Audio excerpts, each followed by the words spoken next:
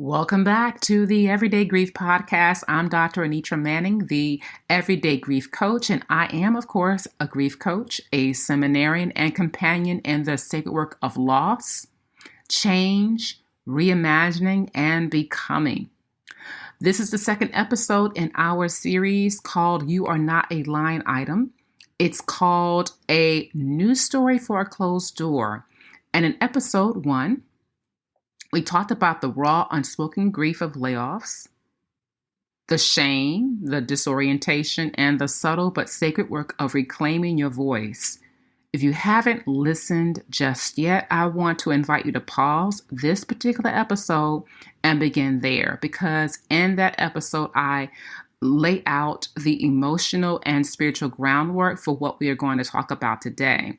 And I want to tell you that in my first episode in this series, what I'm really talking about is how we really begin to become empowered by the stories we tell ourselves and the stories we tell others. And we're going to continue to build on that today and in the next episode. So we're going to explore something today that you probably know a little bit too well, that after the layoff, after that last email, after the goodbye, you are left with a really searing question. What do I say now?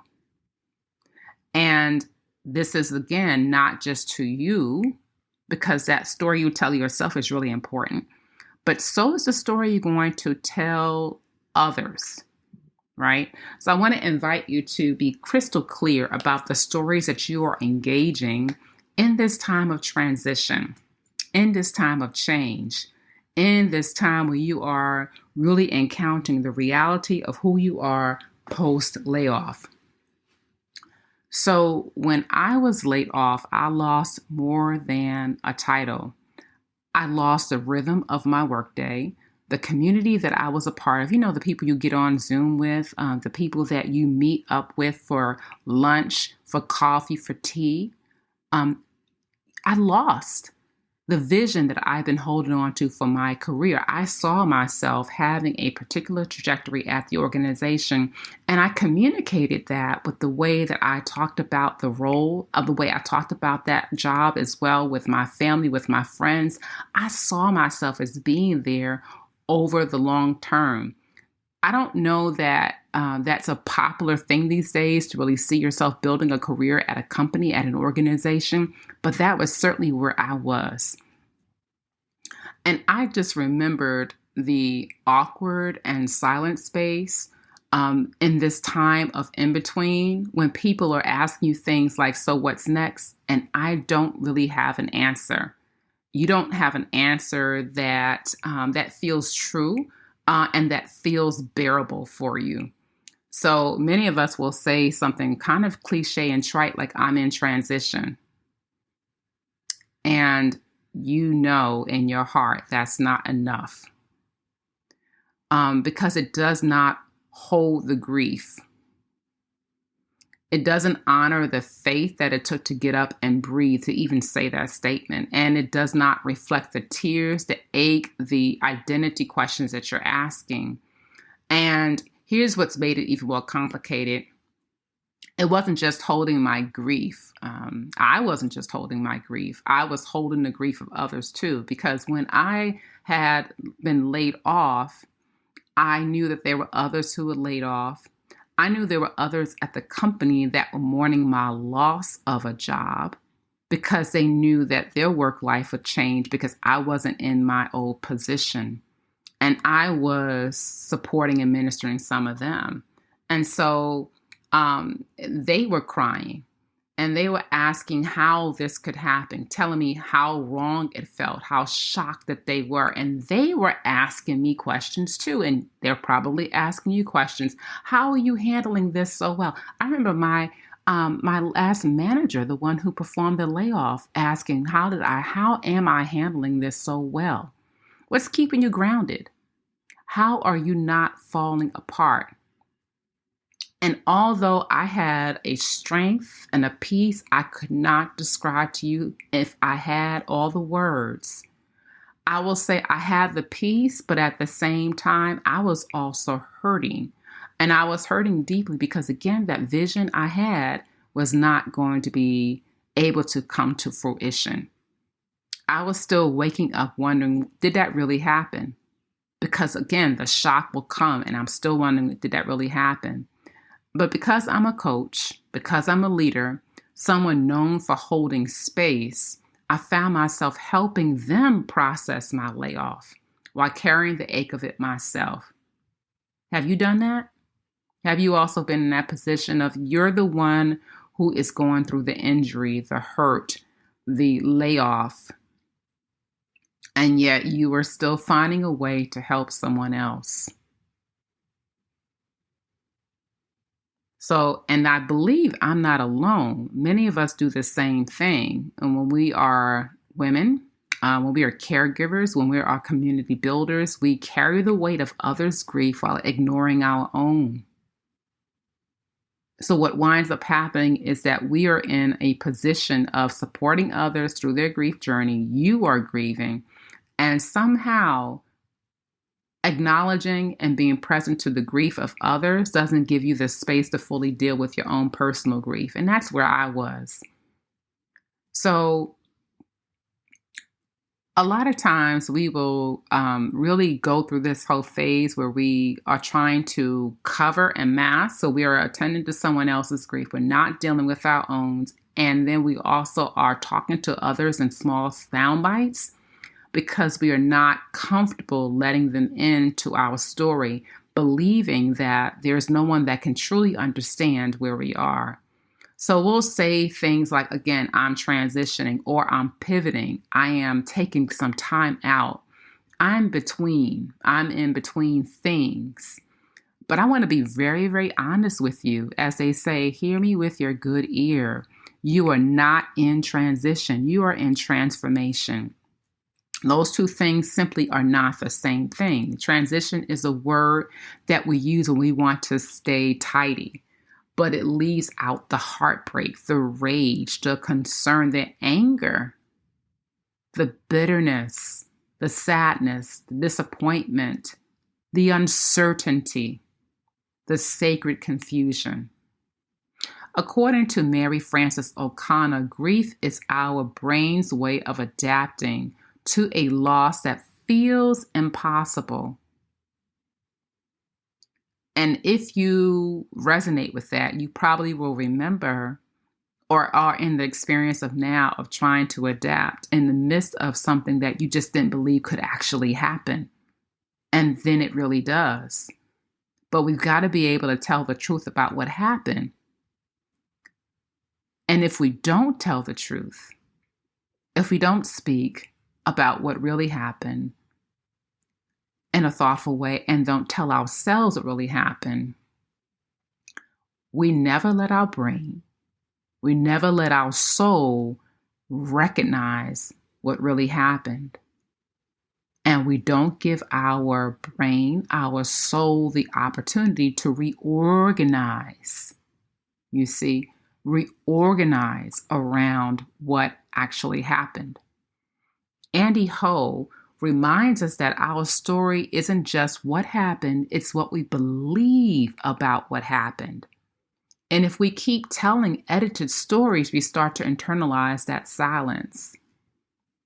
Your story deserves to be true, not just palatable. So a lot of times we're editing our stories because we want someone else to be able to hear us, but not have shame. You want someone to hear what happened, but not ask too many questions. You want to keep yourself emotionally safe. And that emotional safety is understandable because it hurts so much. Your heart is open. That rejection never, ever feels welcome or good. But I want to invite you to consider this differently. And we're going to do this work over the next few episodes. First, I want to take a little time to dig into some wisdom about this. And I want to go into some scripture for a moment because these are not new questions that we're asking ourselves. We're not the first one trying to edit stories, trying to do some self-soothing trying to recover as a solo act of one in the work of recovery. But it is through the Bible that we meet women who had to rewrite their story and rewrite the story that others, either they said it or they were collectively performing, that they wanted that person, they wanted the women to perform a certain way. And so I want to give you some additional perspective, and I hope that you will hear yourself in the story or hear someone that you know. So I want to talk about Hannah. And in Hannah's story, which is in 1 Samuel 1:1, and we hear about her as one who was being mocked, or she thought she was being mocked. She was someone that was being dismissed, either real or in her mind. She thought she was being dismissed. And I'm saying that, I'm giving some additional editorials there because depending on how you read the story in the Hebrew, it is possible that Peninnah was not truly the one who was mocking Hannah, but Hannah had an interpretation of what the rival wife was saying. Hannah was mocked, dismissed, and considered broken because in her social context, to not be childbearing was something that was making her less than what her economic and social function would dictate. So she had lived with this unmet longing also in her for years. She wanted to be a mother. She wanted to be a contributing member of the social order that she was in. And then one day she did break the silence. She changed up how she saw everything. And she went to the temple and she had prayer. And she wept. And she cried from the very depths of her soul. You know the story. She was also one that when she went, she wept and cried so loudly in her soul that her voice was not audible. You could not hear anything. She was in anguish. And even when she was misunderstood by the priest Eli, she didn't stop because she had reached a point where hiding her grief wasn't an option. Her new story began the moment she stepped into the temple, and she stopped performing strength. She did not have to look like everything was okay. I want to talk about the woman with the alabaster jar. She entered a room that she wasn't necessarily welcomed in. She didn't bring words. She brought her presence, her grief, her sacred offering. She poured out her soul and poured out her oil and her vulnerability onto the feet of Jesus. You see, she was someone that was socially rejected in the house that she was in. And when she was judged for doing what was in her heart to do, rejected by the people, not by Jesus, Jesus says she has done a beautiful thing. Her new story began the moment she chose herself and brought her whole truth into the room. Now I want to talk about Mary of Bethany. While her sister Martha worked and served and stayed busy, Mary sat. She chose presence over productivity. And when others told her she should be doing more, Jesus says she has chosen the better part. Her new story began when she stopped hustling and trusted the rest and presence were enough. So these women didn't receive new jobs, but they were offered new titles. They weren't offered new titles. They didn't receive new jobs. They weren't offered new titles, but they were given new language, new clarity, new witness. And that's what you're being invited into now. So I'm going to walk through how do you build a story that honors your grief and preserves your dignity using a grief-informed, narrative-centered model. So first, we're going to name what happened. I want you to be able to say what happened without needing to be perfect. So you don't need to have the perfect story. I was laid off. It hurt. It surprised me. I'm still learning how to speak about it now. And that's a shift because we're taught not to share the things that most concern us. We're taught to hide. But here I'm inviting you to step into your truth, to tell others this is what exactly happened. You can be brief, but share it. No need to hide the story, to be in shame. Honor what it meant. Honor what it meant. This is where your heart belongs in the story. That job wasn't just a job. It was a community. It was identity. It was purpose. I got a lot out of that experience. I didn't think my job would end. I felt so much purpose and I felt it was my assignment, my divine assignment to be there. But as you're sharing this, I want you to begin to think about how you discern who gets to hear that story, because not everyone gets access. And I want you to use discernment. Do they stay present as you're telling the story? Do they reflect your dignity in the way they're responding? Do they ask any questions of you with compassion and with curiosity? Do they look at you with earnestness? Do they step towards you, not from you? So before you go any further in your story, assess how you are unpacking your truth for the people you're talking to. Alan Wolfelt says that grief must be witnessed, but only by those who can hold it well. You're going through a lot when you are in a post-layoff scenario. Some people cannot hold that well because it's actually a story about them and not about you.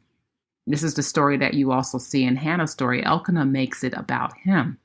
Many of us, when we're in our grief journeys, we are actually asking others to decenter their narrative. But many times they're still centering their narrative because they might fear getting laid off. They don't hear your story. Because they fear that they're not enough to meet your moment. They can't hear your moment. They can't hear your grief. Because they are overwhelmed with what's going on in their lives. They only wanted the edited version of how you're doing, and now you've told them too much. Because now you are giving them more than they can handle. Any and all of these kind of things can actually be true in any time that you are relaying a story of your grief and a transition of a major change is happening in your life. But you have to be able to hear what people are telling you and know that you still do need a witness. You need a community to hear your story, but not everybody can do that.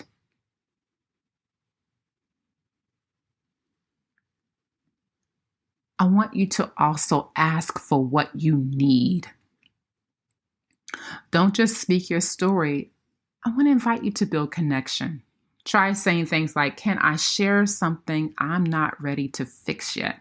You may not want to hear anybody's solutions. I know when I've been in those situations of change, transition related to a layoff on other areas of my life, I wasn't exactly ready to hear someone offer a solution because I was still in the grips of the fear and the grief, the loss itself.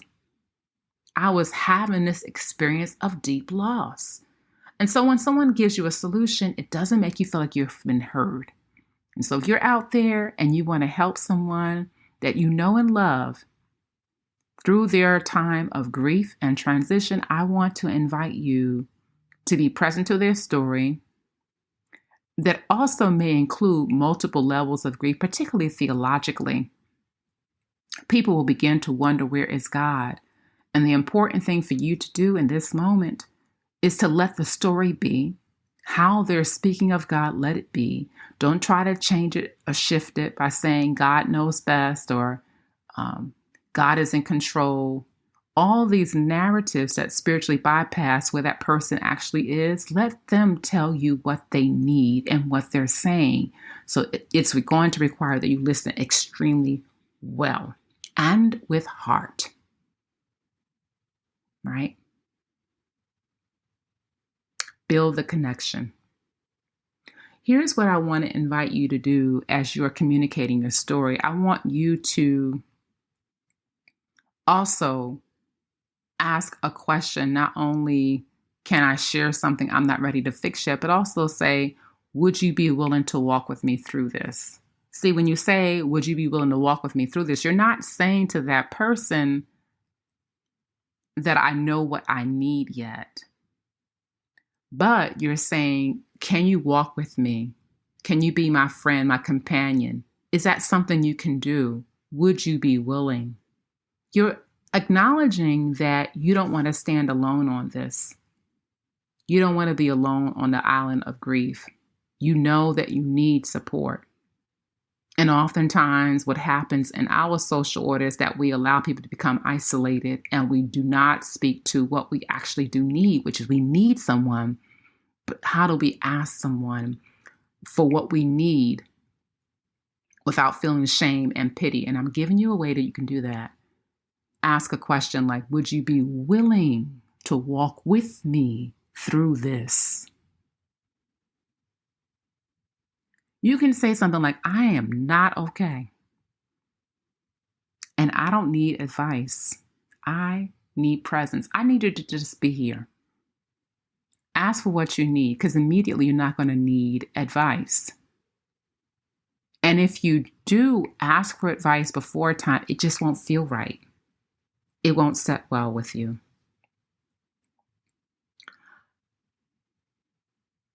If no one has told you this lately, your story isn't over. Your grief isn't shameful. Your voice matters, even when it trembles. It may feel shaky. Stay with it. You don't have to carry anything related to your layoff alone. And you don't have to keep shrinking your experience down for other people's comfort. This is the work I hold. I help people to reclaim their story, help them to grieve in full color and not in silence. If you're navigating grief after a layoff, or if your soul has moved on, but your heart is still holding the pain, I'd be honored to work with you. My website is simply this, www.everydaygriefcoach.com. There you can learn about me and what I bring to this work. I bring 25 years in HR, so I know the kind of ways that grief can shape the ways you think about your career and yourself. I bring expertise around change management, organizational behavior, deep work with working with executives and professionals around change. And I'm also a theologian. And I'm very, very concerned about how we talk about God in the midst of our loss. And it is something that we escape because we think we can stop talking to God because you feel like God has stopped talking to you. So I want to invite you to explore a relationship that we can get together and build up so that you have what you need to retell your story, to tell your story differently to yourself and to others. And it takes some coaching to do that. I'm not a therapist. So my work is really around how you move toward where you need to go, which is around the healing journey through how you process your grief spiritually and emotionally, but also how you begin to create a new story, a new path forward. That's the work of coaching. And I want to build this new story with you. So I'm going to give you a closing blessing. As you think about everything we've talked about today, may you stop shrinking your story to make others comfortable. Your job in this is not to make others comfortable, but to discern what's going on. So I want to make sure that you hear this very, very well. I'm going to start this closing blessing again. May you stop shrinking your story to make others comfortable. May your grief be honored, not hidden. May your voice return one word at a time. And may every closed door become a sanctuary of truth and transformation. In our next episode, we'll be expanding the conversation and we'll talk about grief of the marketplace. We'll name the collective moral injury caused by layoffs and disconnection and talk about how we heal not just individually but communally. Until then, I want you to tell the truth. I want you to live your story and remember you are not a line item. You are a life, and your life still matters. Be well. This is Dr. Anitra, the Everyday Grief Coach, and I hope that you'll join me for our next episode, The Grief of the Marketplace. Keep listening, keep shining, and live well.